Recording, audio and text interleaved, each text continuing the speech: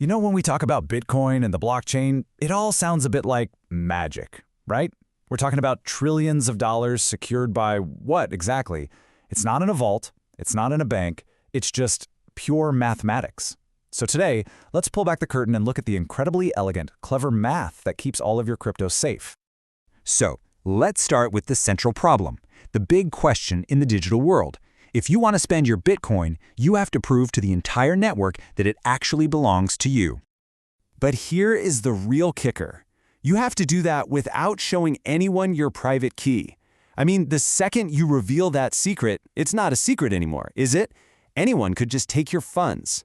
It's like needing to prove you have the key to a safe without ever actually showing the key to anybody. So how on earth is that even possible? Well, the answer lies in this beautiful branch of math called public key cryptography. And for us, the real hero of the story is something called elliptic curve cryptography. Okay, that sounds really complex, I know. But the core idea is pretty straightforward. ECC is just a way to create a pair of keys, one private, one public, that are mathematically linked. And its big advantage? It gives you world-class, top-tier security with keys that are much, much smaller and faster than older methods. And this chart just shows you how efficient it is. Look at this. A 256-bit ECC key, which is the standard for Bitcoin, gives you the same insane level of security as a massive 3072-bit key from an older system like RSA. It's basically like getting the security of a giant bank vault door, but in the size of your regular old house key. So what is this thing at the heart of it all? The elliptic curve. And let's get one thing straight right away. Despite the name, it has absolutely nothing to do with an ellipse. An elliptic curve is really just a fancy name for the set of all the points that solve this one specific equation. And while the formula might look a little abstract, it creates a unique shape that has one really vital property. It's perfectly symmetrical across that horizontal x-axis. And that symmetry, as you'll see, is the key to the entire geometric trick. Now, this isn't just some random math. The entire crypto world depends on very specific standardized curves. For the big players like Bitcoin and Ethereum, the gold standard is a curve with the very catchy name SECP256K1. And here it is. This is the equation that secures literally trillions of dollars in assets. It is shockingly simple. Y squared equals x cubed plus 7. That's it. This one single elegant formula creates the entire mathematical playground where all of Bitcoin's security is built. Okay, so we've got our curve. Now we need a special kind of math operation, one that's really easy to do in one direction, but practically impossible to reverse. This is what we call the trapdoor function, and it is the absolute heart of the system. The secret trick here isn't addition like you learned in grade school. Nope, it's a visual geometric process called point addition. We're not adding numbers together, we're literally adding points on the curve itself. So let me walk you through how this little geometric game works. First, you just pick 2 points on the curve. Let's call them P and Q.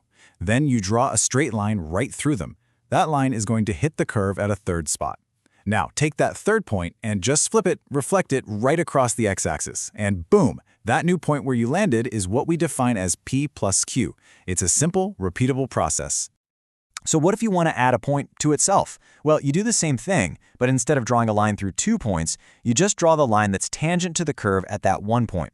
And when you do this over and over and over again, adding a point to itself a huge number of times, that's called point multiplication. And this is the core operation for creating our keys. And right here, this is where the magic happens. This is the one-way trapdoor. See, it's really easy to go one way. If I give you a starting point and tell you to hop along the curve, say 500 times, using that point addition rule, you could easily figure out the final point you land on. But if I do it in reverse, if I only give you the final point and the starting point and I ask, how many hops did it take to get here? It is computationally, for all intents and purposes, impossible to figure out. This beautiful little trapdoor has a formal name. It's called the elliptic curve discrete logarithm problem. And put simply, it just means that the point multiplication we've been doing doesn't have an opposite. There's no such thing as point division to let you work backwards. You can only ever go forward. All right, so now we have all the pieces of the puzzle. We have a specific curve, and we have a one-way mathematical operation. So let's connect all this directly to how your actual private and public keys get made. The process is actually super elegant. Everybody on the network starts at the exact same public point, called the generator point, or G. Then you, in secret, pick a massive random number. That's your private key. Then you just multiply G by your private key, you do the hop thing that many times, and the final point you land on, well, that's your public key. So, to put it as simply as possible, your private key is your secret number of hops. Your public key is just the final XY coordinate on the curve that everyone can see. And because of that mathematical trapdoor we talked about, nobody can use your public key to figure out your secret number of hops. It's totally secure. And none of this is arbitrary. The SecP 256K1 standard defines everything. It's a universal rulebook. It specifies the exact equation, that specific generator point G that everyone starts from, and this massive prime number called the order, which basically defines how many possible keys there are. So how many possible private keys are there? 2 to the power of 256. Now that is a number that is just designed to break your brain. To give you some perspective, that number is roughly the same as the estimated number of atoms in the entire known universe. So trying to guess a private key isn't like finding a needle in a haystack. It's like trying to find one specific marked atom in the entire cosmos. It's not just improbable, it's physically impossible.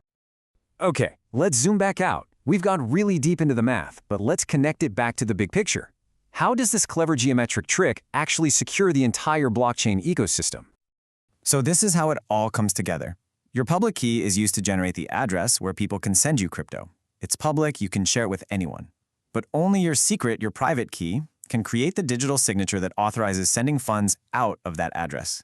And because the math only works one way, you can share your public address with the whole world, completely confident that your private key, and therefore your funds, are totally secure. This is the very bedrock of digital ownership.